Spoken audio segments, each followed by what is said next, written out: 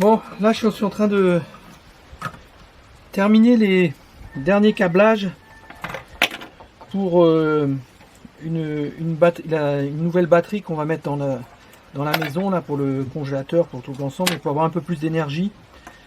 Là actuellement j'avais fait une batterie qui faisait 2500 watts. Et donc c'est suffisant pour le congélateur, donc on arrive à garder le congélateur 24 h sur 24, mais le matin au réveil il reste quand même plus énormément d'énergie. Donc pour pouvoir regarder la télévision le soir et avoir un peu plus de confort, je suis en train de fabriquer une batterie qui va faire 4000 watts. Donc là j'ai fabriqué je dirais une cinquantaine de câbles hein, pour relier la batterie là, à tous les niveaux là, parce que il y aura 4 blocs de 1000 watts. Et donc il y a beaucoup de connectiques. Donc toutes les connectiques sont faites de la même manière. Donc là le câble est en cours de réalisation. Hein. Donc c'est des comment ça s'appelle, des connecteurs XT60 qui supportent 60 ampères. Donc c'est toujours la même chose là. Donc il y a une soudure qui est faite sur le connecteur. On met une gaine thermorétractile. Celle-là n'a pas encore été rétractée. Je la mets dessus et je passe un appareil pour qu'il chauffe, qu'il la rétracte. Bon là les gaines ont été rétractées ici, on le voit bien. Et après, parce que là j'ai remarqué une chose, c'est que il y a encore l'air qui passe entre la gaine et ici, et puis ça peut s'oxyder, puisqu'on a des câbles qui sont en cuivre, et ici, avec 100% d'humidité, entre 80 et 100% toute l'année, les câbles rouillent, et puis ça dure peut-être 1 an ou 2 ans. Donc en plus de chaque gaine thermorétractile, après la gaine, je couvre de colle comme ça, pour faire l'étanchéité, pour être sûr qu'il n'y ait pas du tout d'air qui rentre en contact avec les comment ça s'appelle, les câbles électriques. Voilà. Et donc ces câbles là, j'en ai vraiment fabriqué beaucoup là. Et ça devrait permettre d'avoir ça va permettre de câbler la dernière batterie que je pense mettre en comment ça s'appelle, en fonction d'ici, je pense 3 ou 4 jours. Là, on voit les testeurs là qui sont en train de finir de tester les batteries. Donc j'ai testé dedans cette batterie là, il y aura 360 batteries, 2 fois 168 exactement. 4 fois 84, puisque c'est des blocs de 84 batteries. J'ai 4 blocs de 84 batteries. Il me reste à peu près 30 batteries à tester encore. Et je vais pouvoir monter la nouvelle batterie. Bonjour. Aujourd'hui on va parler encore des batteries. Donc la dernière vidéo je vous avais montré un petit peu que j'étais en train de faire les câblages de batterie là, toute la connectique et les tests des batteries. Donc suite au test des batteries, j'ai les batteries que je range dans des boîtes comme ça avec toutes les informations dessus. Donc ici on voit ça c'est la résistance. Ça c'est la capacité en charge, et s'il y a un chiffre, c'est quand des charges avaient la même valeur. Donc, je vais voir d'autres batteries qui n'ont pas la même valeur, celle-là a la même, celle-là aussi, voilà. Ici on voit celle-là fait 25 ohms, celle-là en charge faisait 2638 mAh et en décharge 2623. Voilà, donc là j'ai de quoi faire une batterie de 1000 watts ici. Et donc il va falloir ranger ces batteries dans des boîtiers comme celui-là. Donc pour faire une batterie de 1000 watts, il faut en prendre 6 comme ça qu'on superpose. Et donc on fait la connectique entre les batteries. Les batteries sont reliées en parallèle via ces connecteurs ici. Donc toutes les rangées de batteries ici sur les 6 de hauteur hein, sont en parallèle et les autres en série.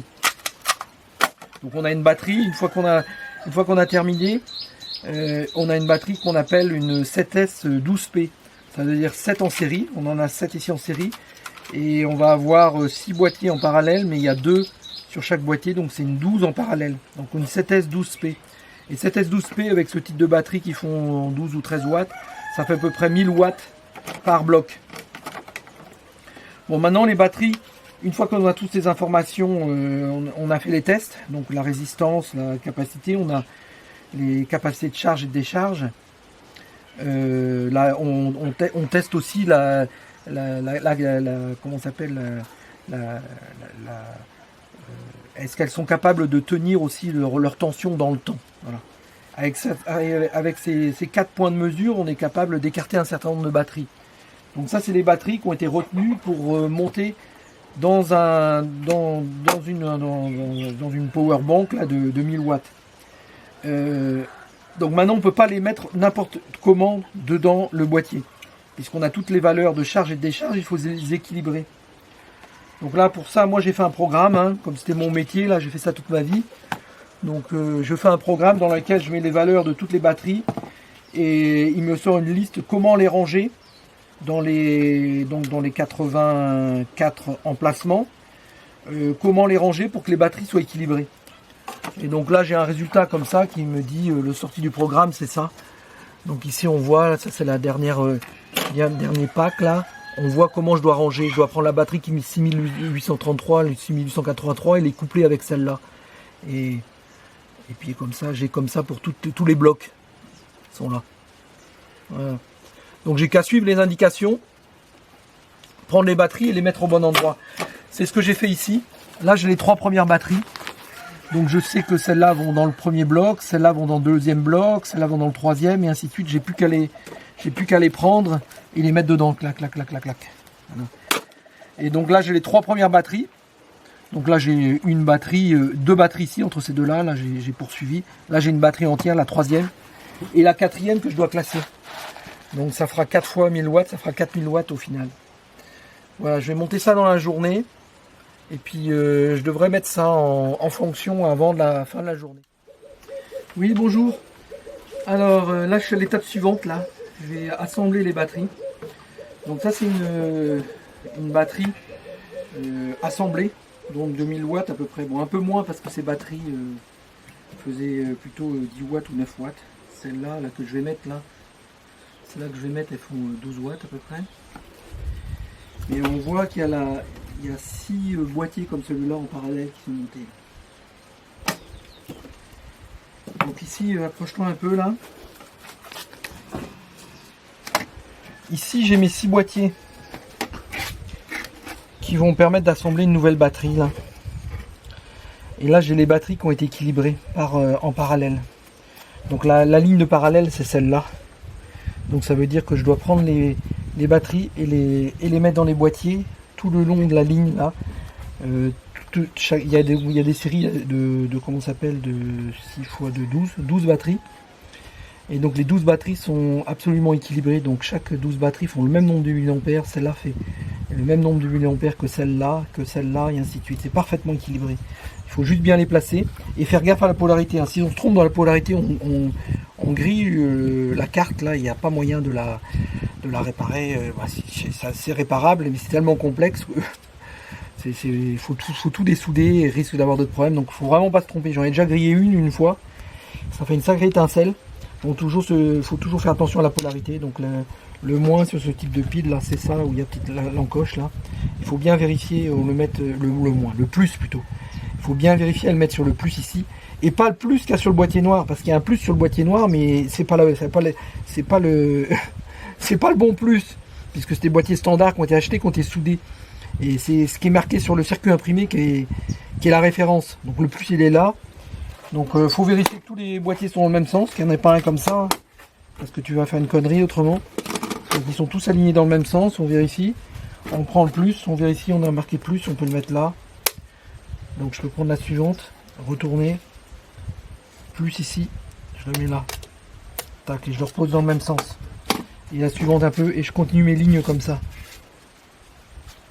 Alors, je fais attention 2 ou 3 fois parce que j'ai vraiment pas envie d'en griller un. Plus, moins, plus,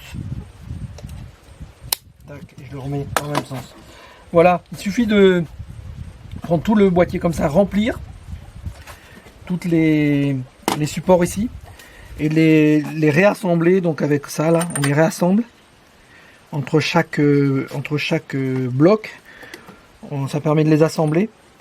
Après on relie toutes les batteries qui sont en parallèle avec ce connecteur là qui va se mettre ici hein. Et on met un appareil en plus au sommet là qui s'appelle, on peut le voir ici, qui s'appelle un BMS, Battery Management System. Donc ça, il permet d'équilibrer les batteries aussi s'il y a une dérive. Parce que même si on les équilibre complètement, il faut quand même un contrôleur. Parce que si jamais il y a une batterie qui qui déconnent. Au début, elles sont parfaitement équilibrées, donc les BMS ne servent pas à grand chose. Mais avec le temps, il y a une dérive. Il y a des batteries qui peuvent vieillir un peu plus vite que les autres. Et il peut y avoir un déséquilibrage qui se produit. Et ça permet de compenser. En particulier, ça va couper une batterie quand elle arrive à la charge maximum de 4,2 volts. S'il y a un déséquilibrage, on pourrait essayer de continuer à mettre de l'énergie dedans et la batterie elle peut prendre feu. Donc ces types de boîtiers, leur première utilité, c'est dès qu'une des batteries, des 84 batteries, arrive à 4,2 volts, elle coupe l'alimentation pour pas que la batterie ait une surcharge.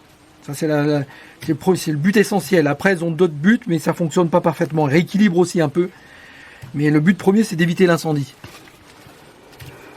Voilà, maintenant je vais me mettre au travail et donc j'ai 2 fois ça à faire, non 4 fois ça à faire puisque j'ai 4 batteries 1000 watts. Je vais les assembler puis je vais les mettre en marche avant ce soir. Bonsoir, ça y est, les batteries ont été mises en place. Donc j'ai mis 2 batteries dans chaque bloc. Dans chaque batterie il y a 2 blocs de 1000 watts. Donc ça fait 4000 watts. Bon, c'est 4000 watts en théorie hein, quand on va de 0 à 100%.